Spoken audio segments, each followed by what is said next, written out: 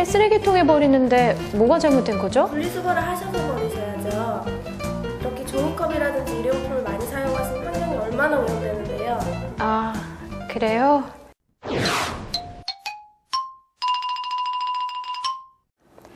우리가 생활하다 보면 항상 쓰레기는 생기기 마련이죠. 그런데 이렇게 무심코 버려진 쓰레기의 양이 증가하면서 도시의 미관이 훼손되고 있다고 합니다. 뿐만 아니라 비닐봉지, 종이기저귀 등 일회용품의 사용으로 환경오염 문제들이 여러 가지로 발생하고 있다고 하는데요. 그렇다면 이런 문제들을 어떻게 해결하면 좋을지 청소행정과 이재희 주임님과 함께 이야기해 보도록 하겠습니다.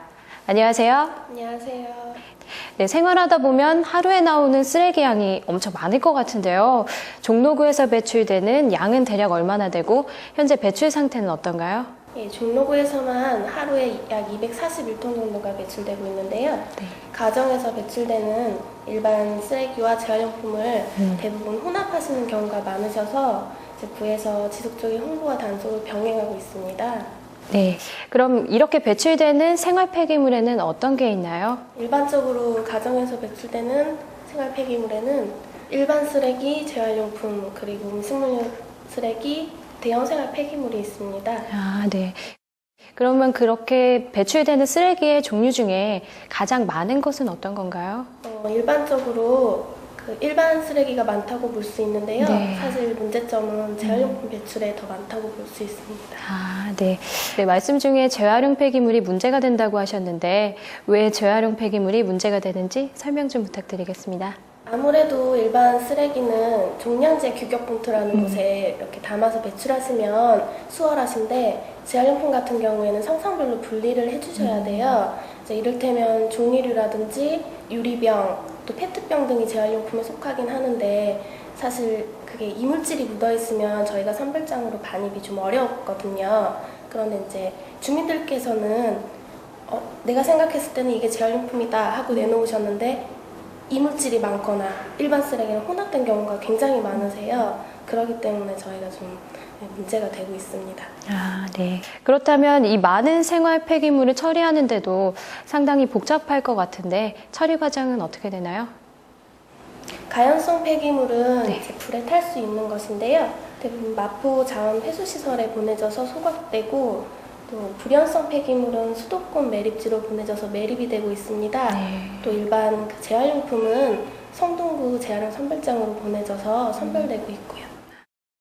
생활 속에서 나오는 폐기물이다 보니까 줄일 수 있는 방법도 있을 것 같은데 어떤가요? 우리 생활에서 의식주를 가지고 생각해 본다면 우선 먹는 음식에서 생기는 음식물류 폐기물인데요. 음식을 먹은 만큼 우선 준비하고 또 남기지 마시고 또 시장을 보러 갔을 때 필요한 물품만 적어서 장을 본다든지 또 장바구니를 이용한다든지 하는 좋은 방법이 있으실 것 같습니다.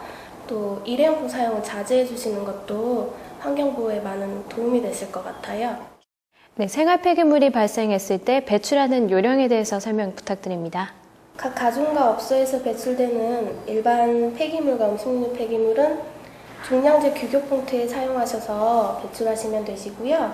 재활용품은 투명한 비닐봉투에 담아서 성상별로 정일 정시에 내 집 앞, 내 점포 앞에 배출하시면 되십니다. 소형 음식점에서는 전용 용기에 담아서 배출하시면 되시고요. 주의하실 점은 물기를 꼭 제거하셔서 배출하셔야 됩니다. 또 동물의 뼈라든지 생선뼈, 이쑤시개나 조개 껍질류는 꼭 일반 쓰레기로 배출을 하셔야 됩니다. 네, 그럼 왜 음식물 쓰레기에 물기가 있으면 안 되는지 설명해 주시겠습니까? 음식물류 쓰레기에 은폐수가 배출되는데 사실 그 해양 배출이 금지되고 있기 때문에 꼭 가정에서 조금씩만 이렇게 실천을 해주신다면 은폐수 배출을 줄일 수가 있기 때문에 이렇게 말씀드리는 겁니다. 네, 그렇다면 종로구에서 폐기물량을 줄이기 위해서 어떤 노력을 하고 있나요? 우선 일회용품 자제를 홍보하고 있고요. 생활 폐기물에 대한 무단투기 행위에 대해서 지속적으로 단속을 하고 있습니다. 무단투기된 폐기물은 구에서 수거 조치를 하고 있고 단속에 적발될 경우 100만 원 이하의 과태료 부과가 되고 있습니다.